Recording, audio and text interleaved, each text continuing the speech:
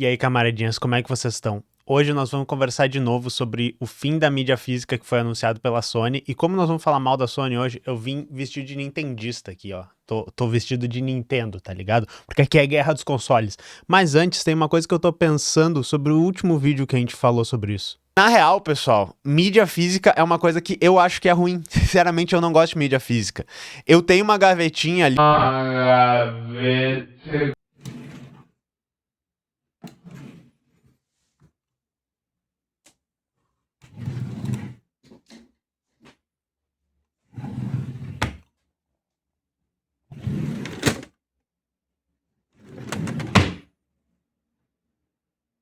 Uma parte que eu concordo, mas eu sinto dizer que eu vou desagradar muitas pessoas.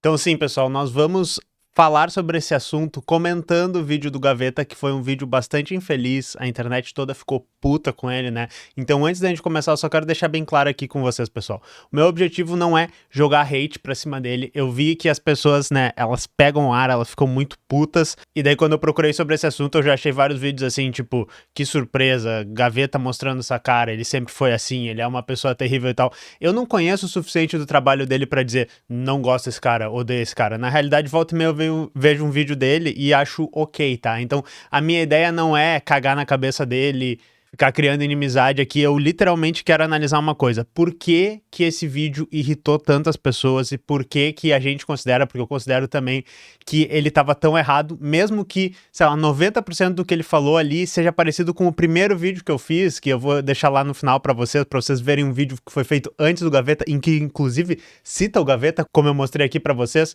Como é que eu posso ter falado coisas tão parecidas e eu acho que o resultado foi 100% diferente, beleza? Ah, eu só queria dizer que eu não assisto tanto Gaveta, mas o melhor vídeo dele pra mim é aquele vídeo do Vídeos Inacreditáveis do Witcher 3 lá, que ele mostra o pulsão bugmático que o Gilmar tá com o cavalo trovão assassino preso. Esse vídeo aí é top demais. Eu não conseguia entender o que estava acontecendo. Quando me dei conta, estava preso num loop eterno no meu cavalo. Ok, mas vamos pra nossa análise, tá? Por que que pegou tão mal esse vídeo? Por que que ele foi tão mal recebido? Ele já começa com uma coisa que é terrível que a gente faça como criador de conteúdo, que é dizer assim, eu vou falar algo controverso, não é a primeira vez que os gamers me criticam, né? E isso já deixou o pessoal de cara puto ou assim, ok, eu vou esperar tu tropeçar e falar uma coisa errada pra eu te destruir na seção de comentários. E foi um grande tropeço, tá, meus amigos? Eu acho que o cerne do que tá errado no argumento dele é que ele meio que faz uma inversão do que as pessoas estão sentindo, ele acaba fazendo um baita espantalho e ele vê a questão totalmente ao contrário do que todo mundo que tá muito preocupado com isso vê. E isso se resume no que ele falou, assim, essa coisa de acumular mídia física é uma coisa muito consumista, essa coisa de querer ter todas essas coisas. Por que que isso tá tão errado, tá? Eu falei pra vocês no vídeo passado que eu fiz isso, e daí nessa sketchzinha que eu falei, ó, na minha gaveta tem todos esses jogos, que eu tenho muitos jogos de mídia física, tem alguns ali atrás, né, tem vários em várias gavetas, armários guardados, e eu não gosto disso. Eu acho nostálgico ter essas coisas, eu gosto de ver assim, ah, que legal a caixinha, tem um manual, só que eles, como mídia, já estão totalmente decompostos, eu não tenho mais o hardware, eu não consigo fazer eles rodar. Era esse o argumento que ele estava fazendo, tá? Só que o que eu falo no vídeo é que a gente se apega a esse tipo de coisa também porque a gente sabe que a gente não tem garantia nenhuma que a gente vai ter acesso ou a gente vai ter permissão, né, legal de acessar esse tipo de coisa por causa da maneira como o mercado de games está se formatando. E isso é bastante importante, tá? Principalmente porque o próprio Gaveta no vídeo dele, ele não cita a questão da pirataria, ele cita muito pouco a questão da pirataria como uma comunidade de fãs que continuam mantendo os jogos funcionando e também na comunidade de mods, né? Ele também cita rapidinho assim, ah, mas já que eu não consigo rodar um jogo antigo no meu hardware, eu preciso usar o mod dos fãs, por que que os fãs já não botam o jogo inteiro pra gente baixar? Esse é o grande problema, porque a indústria, ao mesmo tempo que ela tá acabando com a mídia física, ela tá olhando pra esses esforços da comunidade que, por exemplo, ajudam tu a rodar o Max Payne no teu Windows mais moderno, né, no teu computador mais moderno, com vários patches, com várias correções, e eles estão dizendo, isso aqui não pode acontecer. existe, né, uma obsolescência programada dos jogos antigos, a maneira como o software para de funcionar por causa de incompatibilidade da versão do DirectX que ele falou, por causa das versões do sistema operacional diferente, e isso é, na realidade, planejado para que a empresa possa te vender mais tarde uma versão modernizada que roda no hardware mais moderno, no sistema operacional mais moderno. Então, na realidade, isso é a primeira coisa que já pega muito mal, porque ele inverte a questão e ele diz assim, vocês são muito consumistas, vocês querem ter acesso para sempre a uma coisa que vocês compraram, e não o contrário, que é as empresas querem te limitar o acesso às coisas que você trabalhou para comprar e que você aproveitou de uma maneira artificial que não deveria existir, porque no final eles querem te vender essa coisa de novo, né? Esse aqui é meio que o cerne do argumento, mas nós vamos desenvolver um pouquinho mais. Porque eu acho que, assim, no geral, ele não fala nada extremamente errado no vídeo. Inclusive, aquele levantamento de pontos positivos e negativos, ele fez, assim, uma coisa bem mais detalhada que o meu vídeo. Ele falou, olha só, a mídia física tem a questão da qualidade, que algumas vai ser mais alta, a do streaming tem a dificuldade de baixar, se não tiver internet, ele fez toda aquela coisa, tá? E eu não discordo do cerne do argumento dele, que é um argumento da conveniência, né? É absurdamente inconveniente tu ter que guardar toda a mídia física pra usar, e no geral, eu até falo no meu vídeo, se eu quero jogar um jogo de Wii, que eu tenho na minha gaveta ali, que eu tenho alguns, muitos piratas, mas alguns originais também, eu prefiro baixar uma ISO no computador e rodar dentro do emulador, tipo, com certeza. Mas a grande problemática é que a construção inteira do vídeo, a construção do argumento dele, apresenta um conflito como se ele fosse um conflito entre a mídia física e a mídia digital. Elas são duas coisas totalmente excludentes. E daí tu apresenta isso como uma análise de pró e contras, e ele inclusive depois faz a comparação com a música, com os filmes, ele não faz com os livros digitais e livros de papel, mas poderia fazer, e apresenta os jogos como essa mídia que ela é inerentemente ligada ao hardware, ligada a questões de que ela precisa rodar de uma maneira específica, né, para tu acessar ela, e ela teria resistido a um progresso no método de distribuição. A música foi para distribuição digital, os filmes foram para distribuição digital. Os jogos, né, por um problema técnico, eles ainda não foram. Mas o problema desse argumento é que ele ignora um fato, assim, que é gritante. O modelo digital de distribuição para filmes, livros e músicas também não está funcionando. Esse é o grande problema. Nós fizemos vídeos diversos falando sobre Spotify, sobre Netflix, sobre Amazon, sobre o Kindle. E ele mesmo traz alguma das problemáticas. Ele dá os exemplos. Ele diz assim, o Friends vai sair do catálogo. Todo mundo lembra de Friends quando lembra de uma série que as pessoas querem acessar e ver às vezes, né? Ele fala, tu tem que ficar para sempre pagando uma assinatura para ter acesso a isso. Mas o que eu acho que é mais sério é que existe essa centralização da distribuição. Existe uma centralização do financiamento do que pode ser feito. E daí, notem, esse problema aqui, ele existia também antes da internet. Ele pareceu que ia melhorar um pouco, assim, a distribuição de conteúdo livre, a distribuição de conteúdo pirateado, a distribuição de conteúdo específico para certas comunidades que, por exemplo, o mainstream não faria filmes, não faria conteúdo sobre isso. O financiamento disso, como é que a gente vai conseguir criar esse conteúdo que ele não tem um apelo de massa, que ele não vai ser muito lucrativo? E o tipo de conteúdo que pode existir também, tudo isso eram problemas antes da internet, pareceu que a internet ia resolver esse problema, mas quando a gente começa a centralizar nessas plataformas de distribuição e streaming, a gente volta a ter esse mesmo problema, que é o quê? Grandes corporações controlam o que é feito, como ele é distribuído, como ele é acessado, como ele é consumido. E esse é um grande problema. Isso não é uma questão de evolução tecnológica. A mídia física tinha certos problemas e nós resolvemos esses problemas na mídia digital. Isso é uma questão de como está se centralizando o poder, como se está se centralizando quem cria, quem decide que tipo de conteúdo acaba existindo no geral no mundo. E essas mesmas plataformas também são as plataformas que precarizam o trabalho dos profissionais criativos que criam jogos, que criam filmes, que criam músicas. Porque a vida, por exemplo, de uma pessoa que cria músicas, que compõe músicas, que grava músicas, coloca lá nas plataformas, tenta fazer um trabalho daí de divulgação das suas músicas, fazer shows. Esse trabalho, pareceu que a internet deu uma ajudada com isso, vários artistas cresceram no início dos anos 2000 até agora, mas de novo as plataformas estão tomando o papel das gravadoras e estão centralizando tudo nelas, centralizando todo o lucro ali e espremendo os artistas pequenos. Inclusive hoje, todas as plataformas de streaming, elas já são de gravadora, já tem parcerias com gravadoras. Basicamente, a gravadora, a distribuidora voltou pro mesmo ponto que ela estava quando era muito ruim a questão da indústria da música, a indústria da mídia em geral. Então o ponto principal é que assim, algumas pessoas podem até perguntar, mas então manter a mídia física vai resolver esses problemas? Tu quer mídia física por causa disso? Tu quer segurar o progresso da distribuição por causa disso? Não, pessoal. Vocês entenderam o que eu expliquei aqui? A luta é meio que contra esse sistema de distribuição onde a gente não pode ser dono das coisas, a gente não pode acessar, a gente não pode modificar as coisas se a gente não tiver uma licença da pessoa que mantém os direitos autorais disso. A luta é contra tudo virar um streaming, tudo virar uma assinatura, tudo ter uma restrição de acesso. Isso é basicamente a mesma discussão que a gente tem aqui no canal quando a gente faz críticas ao modelo como a inteligência artificial generativa é apresentada hoje. Eu falo assim, tem todas essas coisas ruins, isso é ruim, isso é ruim, isso é ruim, isso aqui é ruim, problema do meio ambiente, esse aqui tal. Aí vem o pessoal e diz assim, vocês querem então que não exista inteligência artificial, vocês querem que ninguém use inteligência artificial, que todo mundo fique no passado, vocês são ludistas. Não, pessoal.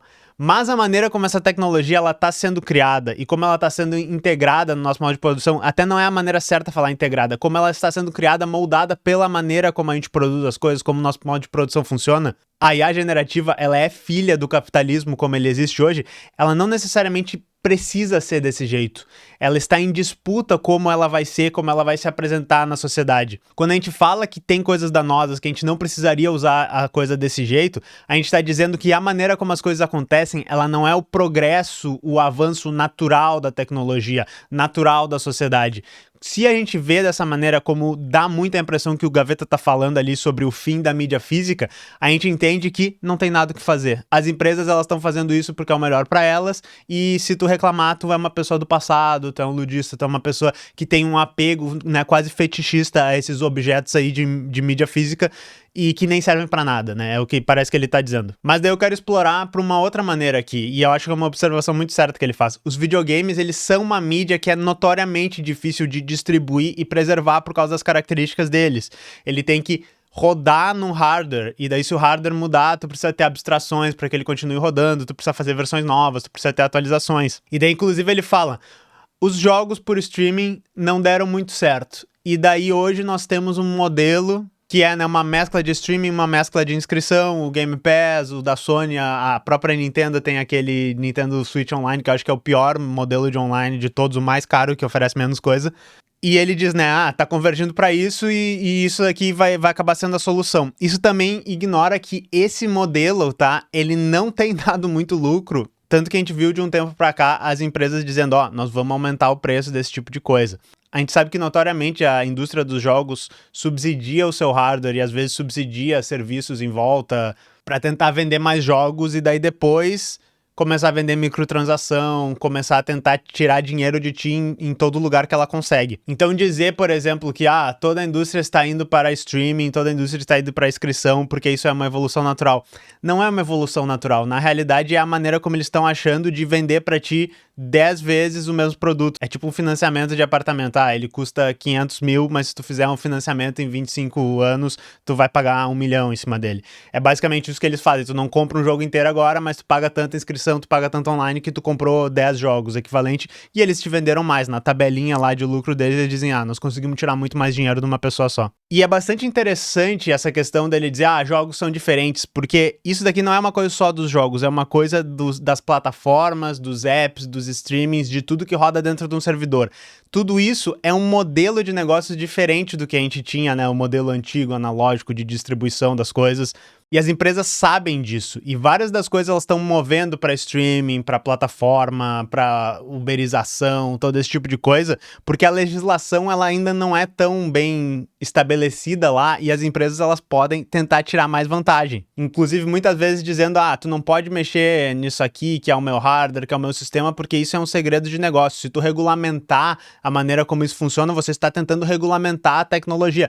Mas na realidade, esses sistemas eles são usados basicamente para criar uma situação mais vantajosa para as empresas. Um exemplo que eu vou dar para vocês, tá?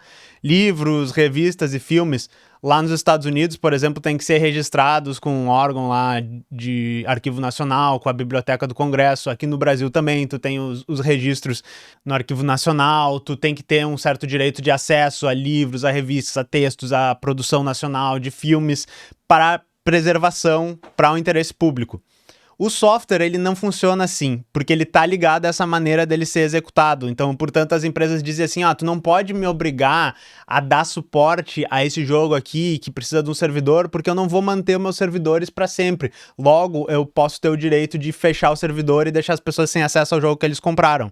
E isso basicamente é usado para haver um apagão da preservação do que é jogos, tá? O pessoal do arquivo da internet que faz preservação de sites, de textos, de mídia, eles têm uma seção que é preservação de jogos, onde eles reescrevem emuladores para rodar esses programas e rodar esses jogos, exatamente porque as empresas dizem assim, não é problema nosso que vocês não conseguem rodar o jogo daqui a 20 anos. Mas no fundinho, né, as empresas sabem, isso é muito bom pra gente. As pessoas não têm acesso à preservação, não têm acesso a esses produtos que a gente já fez há muito tempo, e a gente continua tendo os direitos autorais sobre a distribuição deles. Então o que eu tô tentando dizer para vocês é que essa falta de regulamentação e essa dificuldade de acessar essa mídia, que é software, que é jogo, que é o streaming, e inclusive essa falta de regulamentação trabalhista, os residuais da produção e distribuição, que é uma coisa que o pessoal que tem coisas dentro dos streamings bate muito na tecla. Por exemplo, roteiristas recebem menos por coisas que passam no streaming, o Ibope no streaming funciona diferente, então novas exibições de séries e filmes, as pessoas ganham menos se ela for reexibida no streaming do que se ela for reexibida na TV, porque a legislação não é a mesma ainda.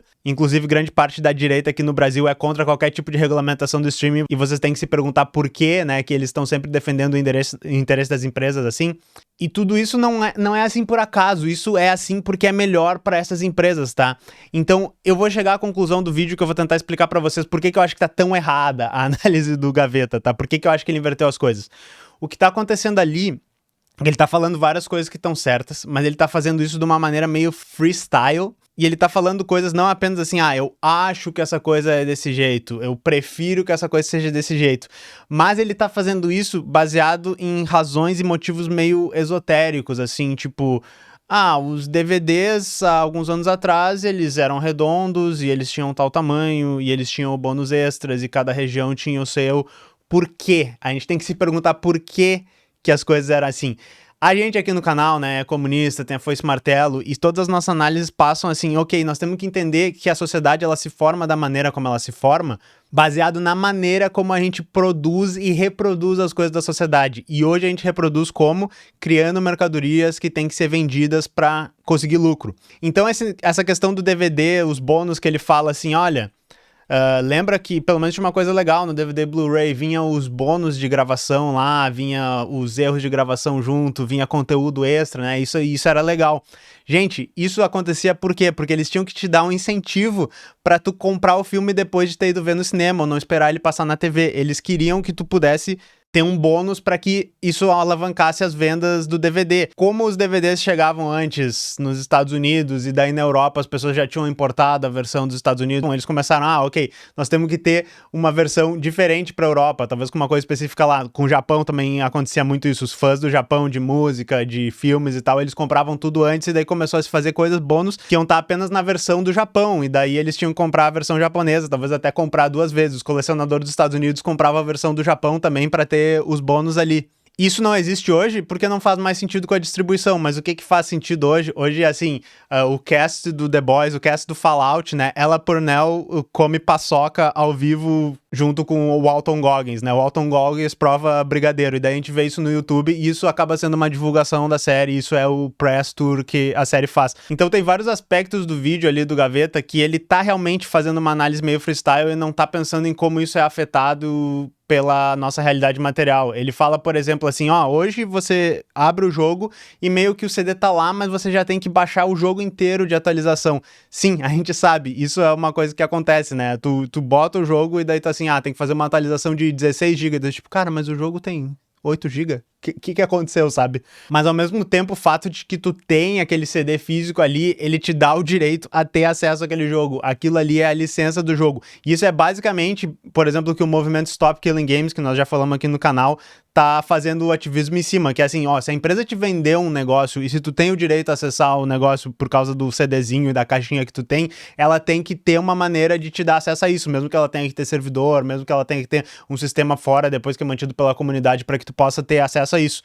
Com a cópia física, tu pode trocar, tu pode vender, tu tem a garantia mínima do acesso no futuro. Não que a empresa não possa bloquear isso no futuro, e não que ela já não esteja bloqueando cada vez mais aqui, Mas deixar isso passar é basicamente dizer que a empresa conseguiu avançar para te tirar mais um acesso a esse tipo de coisa. Ele fala também assim, pessoal, e vamos ser sinceros, né? Dá pra baixar também os jogos dentro do PlayStation e se tivesse internet tu pode jogar. Você tá ligado, né, Gaveta? Que as empresas querem impedir que a gente faça isso. As empresas não querem que a gente tenha acesso a esse tipo de coisa, que é o acesso aos jogos offline. Todas as vezes que eu falo isso, as pessoas dizem, mas na minha Steam eu consigo baixar os jogos e acessar eles offline. No meu PlayStation deixa isso. Recentemente teve uma polêmica, tá? Que o PlayStation tinha um negócio que precisava conectar na internet a cada 30 dias para validar as licenças. A Sony disse assim, não, isso aqui era só para um tipo específico de jogo, nunca haverá um bloqueio, nós nunca faremos isso, mas ao mesmo tempo tem vídeo da Sony alguns anos atrás dizendo que eles nunca iam abandonar a mídia física, e eles estão dizendo, nós vamos abandonar a mídia física agora, então tem que prestar atenção nisso. E daí a gente volta ao último argumento, que é de novo o argumento inicial, que ele fala assim, essa coisa de ter acesso a todos os jogos antigos, a todos os jogos do Super Nintendo, todos os jogos de Nintendinho, a todos os jogos do PlayStation 1, parece muito uma coisa de eu quero ter acesso ao jogo antigo, a todo o catálogo, só porque eu quero ter. E ele diz assim, quantos jogos da biblioteca da Steam de vocês já jogaram, né? Inclusive eu acho engraçado que ele bota o David Jones lá dizendo, joguei todos os Resident Evil, né? Só que assim, pessoal, primeiro que essa coisa de acumular jogos que eu tenho também, eu tenho uma conta da Steam cheia de jogos, eu baixo todos os emuladores e jogos, eu quero ter a minha mídia física ali, é mais um mecanismo de autodefesa da gente pensar, se um dia as empresas tentarem me tirar isso, eu tenho esse tipo de coisa, tá? E o acesso ao catálogo antigo, ele funciona mais ou menos assim, porque a ideia não é assim, ninguém quer jogar esses jogos antigos, ninguém se interessa por esses jogos antigos, então as empresas, elas não vão gastar dinheiro provendo um catálogo deles para vocês acessarem. Coitadinhas das empresas, elas não podem ficar gastando dinheiro hospedando esses arquivos, né, que ninguém quer acessar. O argumento real é mais ou menos assim, se esses jogos estiverem inacessíveis, as empresas criam uma nova mercadoria que pode ser vendida para vocês. Elas criam uma nova maneira de lucrar em cima de um negócio que já tá pronto, que já existe. Então, por exemplo, pessoal, se não existe uma forma legal da gente jogar o Earthbound do Super Nintendo, que é o Mother 2, principalmente a versão original dele, sem a modificação das músicas e sem censuras e coisa assim, a gente pode vender mais caro a nossa assinatura mensal da Nintendo que tem acesso a esse jogo. Se não existe o acesso legal ao Final Fantasy VI original, a gente pode vender infinitos remaster meio cachorreira por $20 cada. Se esse jogo tivesse disponível legalmente pra gente acessar de maneira gratuita, como já tá com a pirataria, mas é ilegal, talvez a Square Enix tentasse fazer um remake bom, assim, com uma arte bonita e com o carinho que esse jogo merece, tá? Eu acho que esse é o jogo mais negligenciado da franquia, tá? Então saquem só, pessoal, que beleza o argumento que eu tô fazendo pra vocês. Esse aqui, na realidade, não é um argumento de comunista, tá? É o argumento mais capitalista que eu já fiz nesse canal. Os jogos antigos, eles são uma competição com os jogos novos da empresa. Isso funciona, inclusive, pra livros, pra filmes, pra músicas também, tá? Eles meio que são o chão da qualidade onde tu não poderia descer dali, porque se tu lançar um RPGzinho bunda que tem uma história genérica e personagens que não são tão carismáticos e tem músicas que não são tão gostosinhas, a pessoa vai dizer, vou jogar de novo Final Fantasy IV, vou jogar de novo Final Fantasy VI, vou jogar de novo Final Fantasy VII, eu gosto de Dragon Quest, eu vou jogar esse. Porém, se tu bloquear o acesso a esses jogos, dizendo que a tecnologia avançou, é muito difícil ter acesso, o hardware não existe, e tu bloqueia a distribuição dele, tu bloqueia o acesso às versões mantidas pela comunidade, né, chamado de pirataria, tu bloqueia a criação de mods e patches, tu bloqueia a criação de servidores alternativos para que esses jogos continuem funcionando, a empresa pode pegar e pode vender ou jogos mais medíocres ou uma versão medíocre ou apenas a mesma coisa que já existia para ti por alguns dólares. Botar na assinatura. Basicamente essa é a ideia toda e por isso que as pessoas dizem, sim, eu quero ter todo o catálogo o tempo inteiro. A empresa não precisava fazer nada, ela podia só não ficar no caminho disso. E isso não é uma loucura, tá, pessoal? A lei de copyright, a lei de direitos autorais, ela tecnicamente previa esse tipo de coisa, a própria lei de patentes, que as coisas depois que elas estão inventadas, elas viram domínio público, elas são de acesso de todo mundo. Porque pense na questão dos jogos, tá? O código já existe. Os personagens já foram criados, as artes já estão desenhadas, as músicas já estão compostas. A maioria dos trabalhadores, eu falo a maioria porque às vezes tem casos assim, o Koji Kondo recebe um residual toda vez que usa a música do Mario, tá? Mas a maioria dos trabalhadores tem contratos em que eles não vão receber mais nada pelo trabalho inicial que eles fizeram ali. Eles fazem o trabalho no jogo, eles recebem um X e acabou, tá? Então por que esse tipo de coisa ficaria preso na mão de uma empresa? Fica lá exatamente para que eles possam continuar farmando dinheiro em cima disso e piorando a qualidade de tudo que vem depois. Em resumo, tá, pessoal? Cada milésimo de diversão, cada milésimo de prazer que tu tem jogando esses jogos, se eles não gerarem um lucro para essas empresas, é uma diversão que para essas empresas não deveria existir, tá? A mesma coisa para a indústria dos filmes, a indústria da música, do audiovisual no geral. E é por isso, tá, Gaveta, que a internet ficou tão puta com o seu vídeo que no final das contas, eu admito, tá, ele falou 90% de tudo que eu falei aqui. Ele pode ver e dizer, esse cara falou tudo que eu falei tudo que esse cara falou. Porém, tu conseguiu errar 100%, porque tu inverteu a causa, tu inverteu as razões, tu fez uma análise freestyle, tá? Eu acho que esse foi o grande problema. Então, pessoal, espero que vocês tenham gostado do vídeo. Nós nos vemos na próxima. Tchau.